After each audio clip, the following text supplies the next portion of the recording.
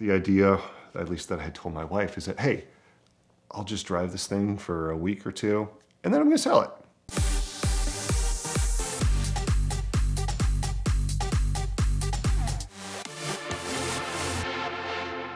So living in Arizona, it gets hot in the summer. And after so many years and so many summers, you just end up saying enough is enough. My wife and I decided we want to go somewhere for a long period of time, get out of the heat, give our daughter a chance to actually enjoy what summer could be. So we find a place in California we're going to rent for the month of July. And we drive out there, take her car, X5 hybrid, runs on electricity most of the time, running around town. Great. But I'm still working. I'm going and visiting clients and collectors, going to meetings. I need my own car. Now, I'm not going to bring my 8.1 Suburban that gets 9 miles a gallon. It's 9 miles a gallon with $6 a gallon gas. It's a little pricey. I decided, you know what? While I'm out there, I'm going to buy something fun, drive it around, and when I'm done, maybe I'll sell it. I've always liked older BMWs. The E36 is a great car. I think maybe an E39 M5. You know, something fun with 3 pedals, something that I enjoy. And I went through all kinds of different things. And like all of us with car ADD, we see something on Facebook Marketplace and, oh, what about that? And then we chase that rabbit hole. Oh, what about that? And chase that rabbit hole. And finally said, all right, you know what? Let's M3, E46. I always loved E46. I always say people want the cars that were cool and the rich kids had in high school. The E46 was one of them. My first job in automotive after high school was working at a body shop. And I remember a customer brought in an E46 and, you know, I had to drive the car back from his office. And just that experience, rowing through the gears and just how the car felt wrapped around you and the styling, to me, that was the BMW. And then you throw in some of the other things that were going on in the culture. It just, to me, was always such a cool car. And I found a couple that I liked. So I reach out to a few guys and trying to get some stuff set up. You know, I really like this one, but this guy can't show it until next week. You know, this guy, he's not getting back to me. Typically how it goes with Facebook Marketplace sellers. And then I see something pop up that's a little different. It's an E36. And, you know, I'm going, okay, well, let me take a look and see. It's purple. I've always had a thing for purple cars. For whatever reason, it's just a little bit different. I'm looking at the car. I start reading the description. DINAN Supercharged. Okay. Now we're getting somewhere. I keep going. 5-speed manual. I think we might have something here. But I still kind of had my heart set on an E46. I send a listing to a couple buddies, and one goes, "You're an idiot if you don't buy that car. Do it." So I go out, I check it out, and at this point, my friends have kind of bullied me until I feel like I'm obligated to buy the car. I get there, great condition. You know, it's a driver car, not a concourse piece by any means, but it's got some nice upgrades to it.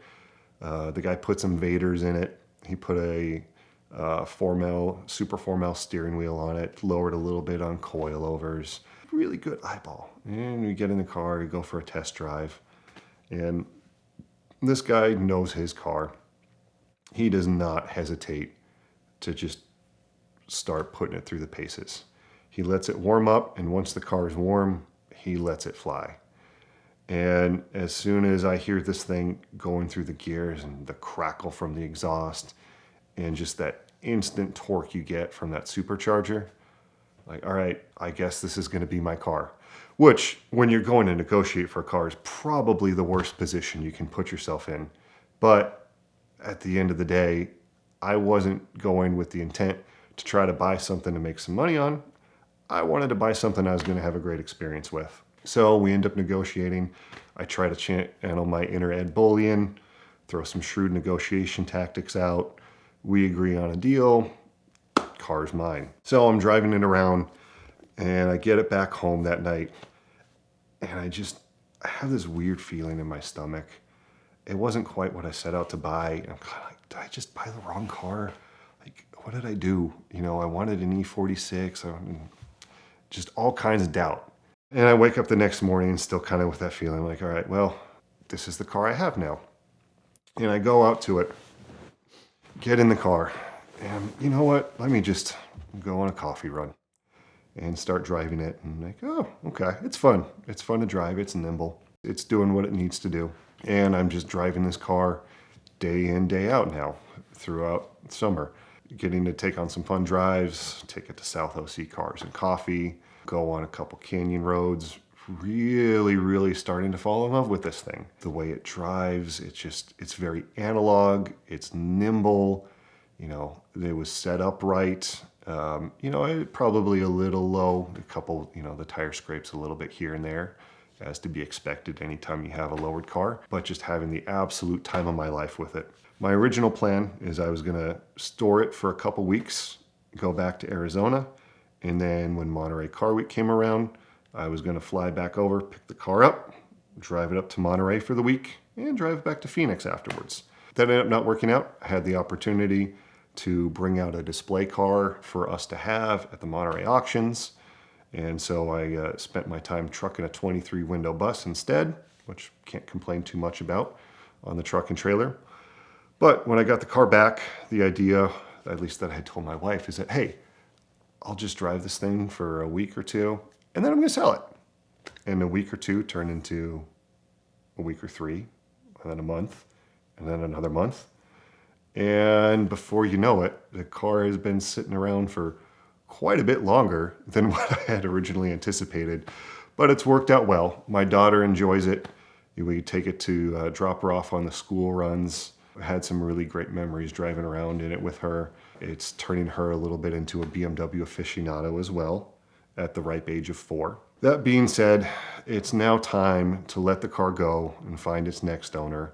I've got some other projects in the works. I've got my basket case CL600 that I'm rather partial to, as well as my 96 Impala Resto mod that is coming along very nicely. I need a garage spot for when that car comes back.